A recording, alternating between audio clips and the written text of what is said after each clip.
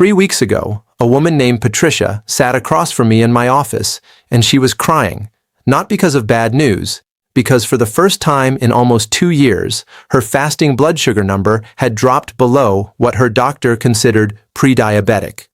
And when I asked her what had changed, she said something I'll never forget. She said, "Doctor, all I did was start putting cinnamon in my coffee." Now, I want to be honest with you before we go any further.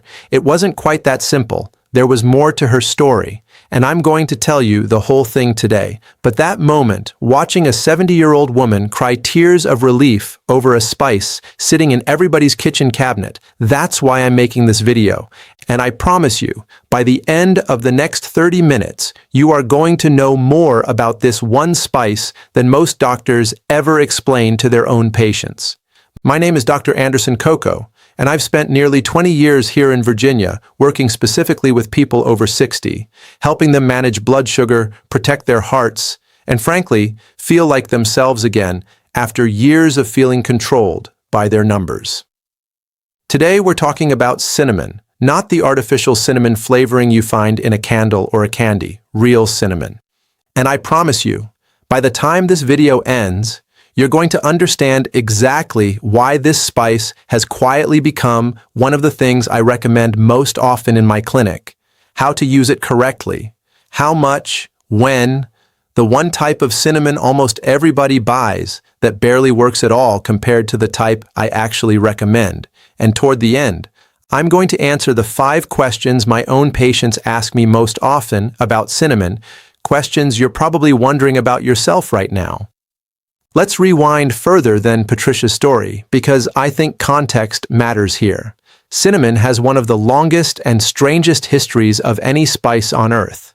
Ancient Egyptians used it in the embalming process, believing it had properties that could preserve life itself, even beyond death. It was so valuable in ancient times that it was considered more precious than gold along certain trade routes, and entire wars were fought, entire empires rose and fell, partly over control of the cinnamon trade. The Bible mentions it as an anointing oil ingredient.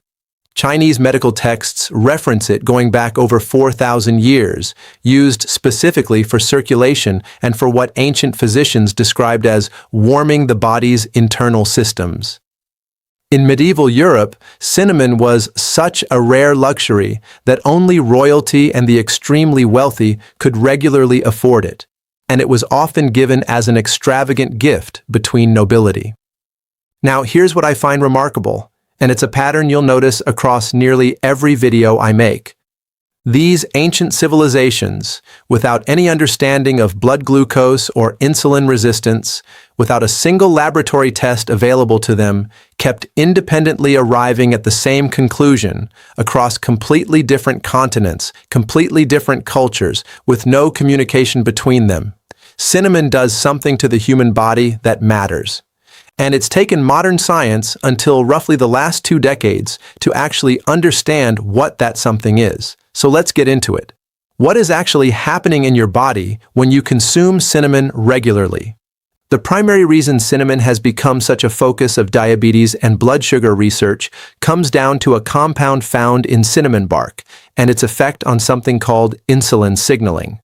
In simple terms, cinnamon appears to help your cells respond better to insulin, the hormone responsible for moving sugar out of your bloodstream and into your cells, where it can actually be used for energy. When your cells become resistant to insulin, which happens more and more as we age, sugar lingers in your bloodstream longer than it should, and over years, that contributes to the kind of numbers that get flagged as prediabetes or type 2 diabetes. Multiple clinical studies, some going back over 15 years now, have looked specifically at cinnamon supplementation in people with type 2 diabetes and found measurable reductions in fasting blood sugar levels. Some studies have shown reductions in the range of 10 to 29%, depending on the dosage and the study design. I want to be careful here because results across studies do vary. Some show more dramatic effects than others, and cinnamon is absolutely not a replacement for prescribed diabetes medication. but the consistency with which cinnamon shows up across so many independent studies conducted by different research teams in different countries using different populations is genuinely difficult to ignore as a doctor looking at the overall body of evidence. Beyond fasting blood sugar specifically, there's also research into something called postprandial glucose, which is simply the medical term for how high your blood sugar spikes after you eat a meal. This matters enormously because those sharp spikes and crashes, even in people who aren't diabetic, are increasingly understood to contribute to inflammation and long-term cardiovascular strain. Cinnamon has been studied for its ability to help slow the rate at which the stomach empties after a meal, which in turn helps blunt how quickly sugar enters the bloodstream. Essentially, cinnamon may help smooth out that sharp spike and crash pattern that leaves so many of my patients feeling shaky, foggy, or exhausted an hour or two after eating. Now let's talk about your heart, because cinnamon's benefits don't stop at blood sugar. Several studies have looked at cinnamon's effect on cholesterol and triglyceride levels and have found associations between regular cinnamon consumption and modest reductions in total cholesterol, LDL cholesterol, often referred to as the less favorable cholesterol, and triglycerides, while in some studies showing a slight increase in HDL, the more favorable cholesterol. There's also research suggesting cinnamon may have a mild positive effect on blood pressure, likely related to its impact on blood vessel function and its antioxidant properties. Though I want to be honest with you, the blood pressure research here is less robust than the blood sugar research, and I never want to overstate a finding just to make a more exciting video. I'd rather tell you the honest strength of the evidence than promise you something the research doesn't fully support yet. Let me give you 5 specific things cinnamon has been studied for, because I think breaking it down this way makes it easier to remember and actually use in your daily life. Number 1.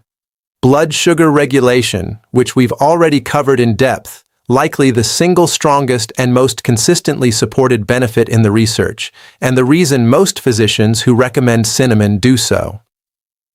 Number 2. Anti-inflammatory properties. Cinnamon is rich in antioxidant compounds. In fact, in laboratory testing, cinnamon consistently ranks among the highest antioxidant-containing spices in the world, right alongside cloves and oregano. Chronic low-grade inflammation, as I've mentioned in previous videos, is increasingly understood as a driver of nearly every major condition associated with aging, from heart disease to joint pain to cognitive decline. Number 3. Antimicrobial properties. This is actually one of the oldest documented uses of cinnamon historically, and modern research has confirmed that certain compounds in cinnamon do have measurable antibacterial and antifungal effects, which is part of why ancient civilizations used it in food preservation long before refrigeration existed.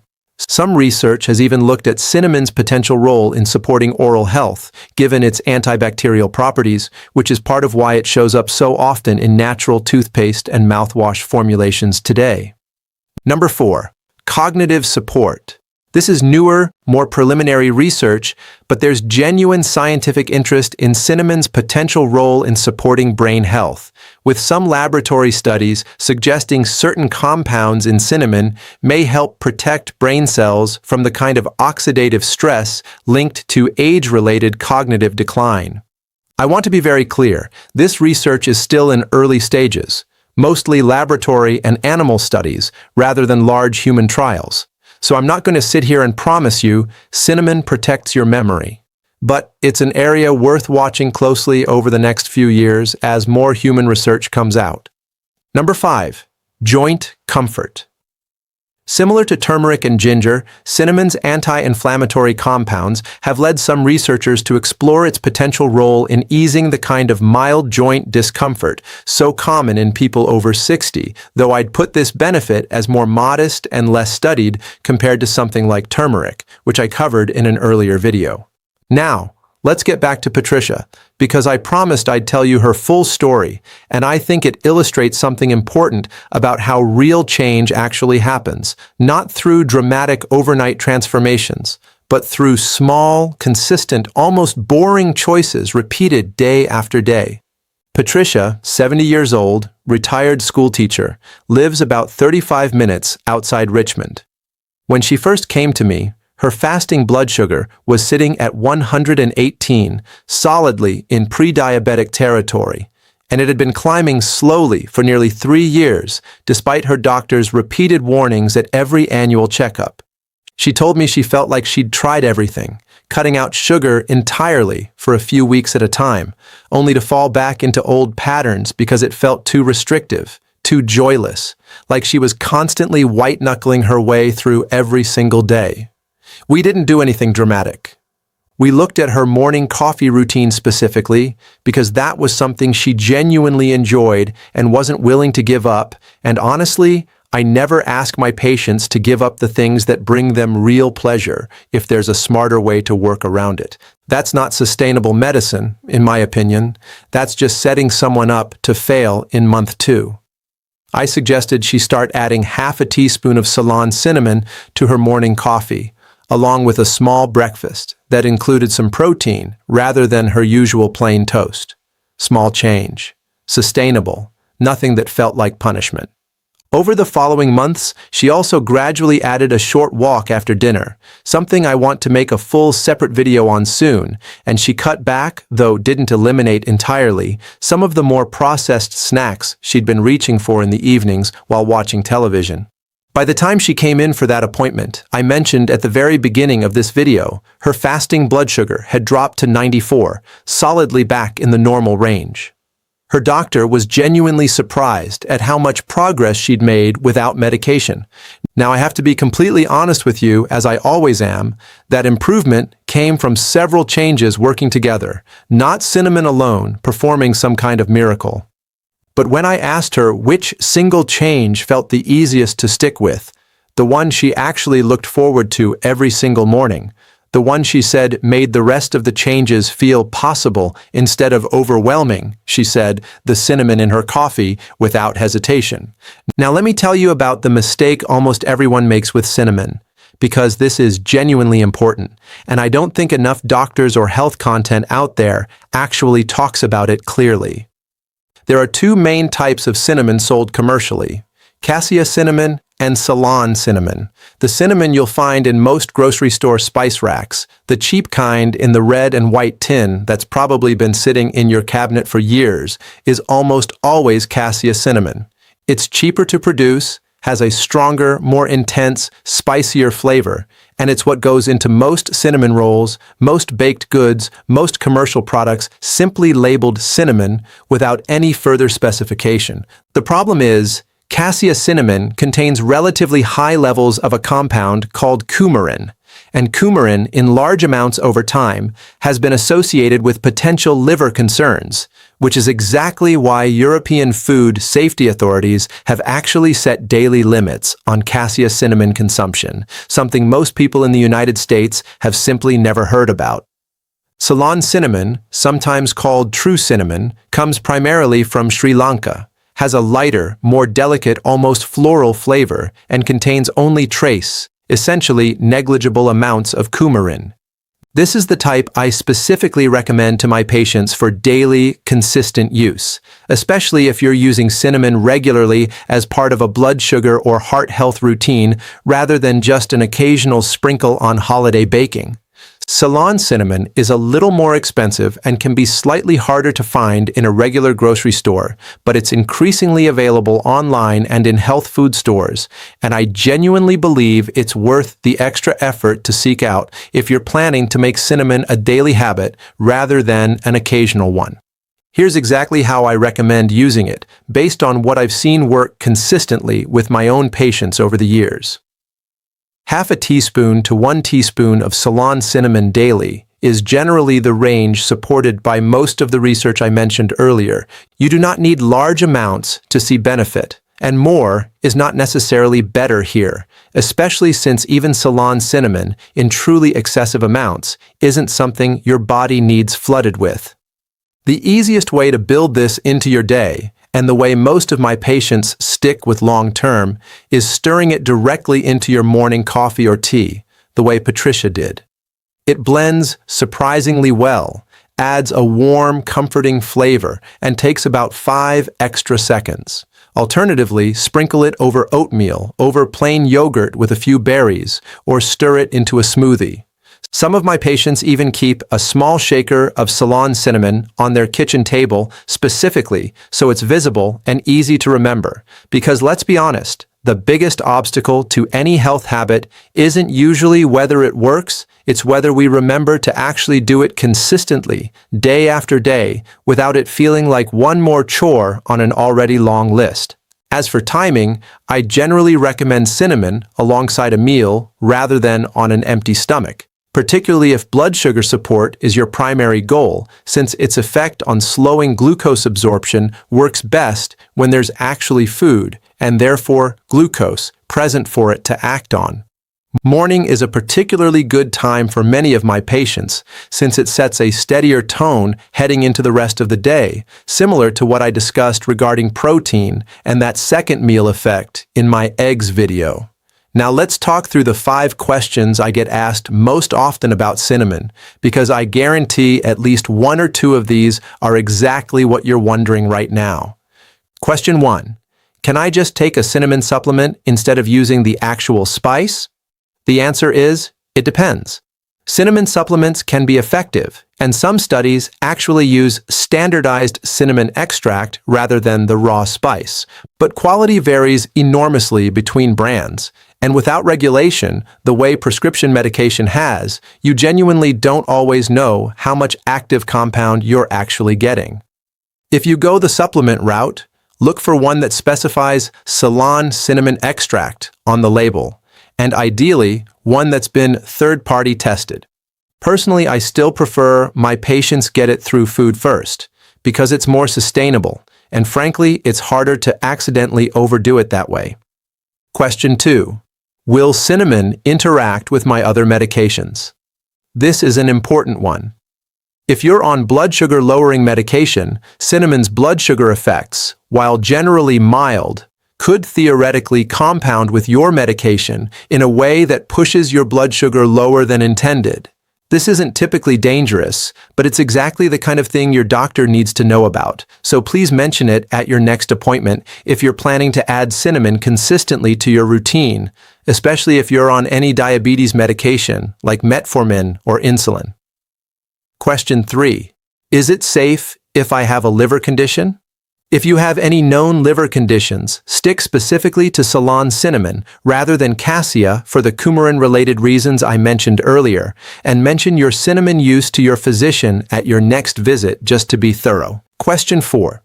Can cinnamon help with weight management? This is a common question, and the honest answer is indirectly, possibly. Cinnamon itself isn't a weight loss agent, and I want to be very clear about that. Anyone telling you otherwise is overselling the research. But by helping stabilize blood sugar and reduce those sharp spike and crash cycles, some patients find it easier to manage cravings and portion control simply because their energy and hunger feel more stable throughout the day. That's a supportive, indirect effect, not a direct fat-burning mechanism. Question 5. How long until I might notice a difference? Based on the research and what I've seen clinically, most studies that found meaningful blood sugar improvements measured results after somewhere between 8 and 12 weeks of consistent daily use. This isn't an overnight fix, and I always tell my patients, don't expect a dramatic before and after in a week. Think of it as one small brick in a much larger wall you're building over months. Let me also mention something practical about buying cinnamon, because quality genuinely varies more than people expect. When you're shopping, look specifically for the word Ceylon on the label, not just cinnamon. Some brands will list it clearly, others bury it in smaller print, so it's worth actually reading the label rather than grabbing the first jar you see out of habit. It often comes in thin, papery, multi-layered sticks if you buy it whole, quite different in appearance from the thicker, single-layered, harder Cassia sticks, which is actually a helpful way to tell them apart even before checking the label, in case you're ever unsure at the store. Now, a word of caution, because, as always, I want to give you the complete, honest picture. not just the encouraging highlights.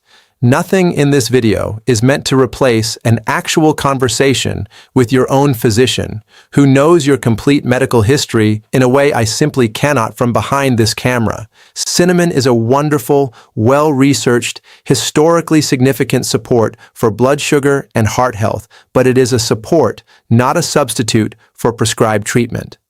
If you're finding this video helpful, and if Patricia's story resonated with you the way it resonates with me every time I think about that appointment, please take a moment to hit that subscribe button. Every single week, I'm sharing exactly this kind of real practical guidance, grounded in actual research and nearly 2 decades of working directly with patients exactly like you, not generic advice pulled from nowhere, but things I've genuinely watched work in real people's lives, in my own clinic, with my own patients. And I'd love to hear from you in the comments. Tell me, is cinnamon already part of your routine, or is this the first time you're hearing about the difference between Ceylon and Cassia? I read every single comment. And honestly, stories like Patricia's are often shared with me first in that comment section before I ever hear about them anywhere else. Before I let you go today, I want to leave you with something I tell almost every patient who sits across from me feeling discouraged about their numbers. You don't need to overhaul your entire life overnight. You don't need to eliminate every food you love. What you need is small, consistent, sustainable changes that you can actually stick with for years, not weeks. A half teaspoon of the right kind of cinnamon in your morning coffee is about as small and sustainable as a change can get.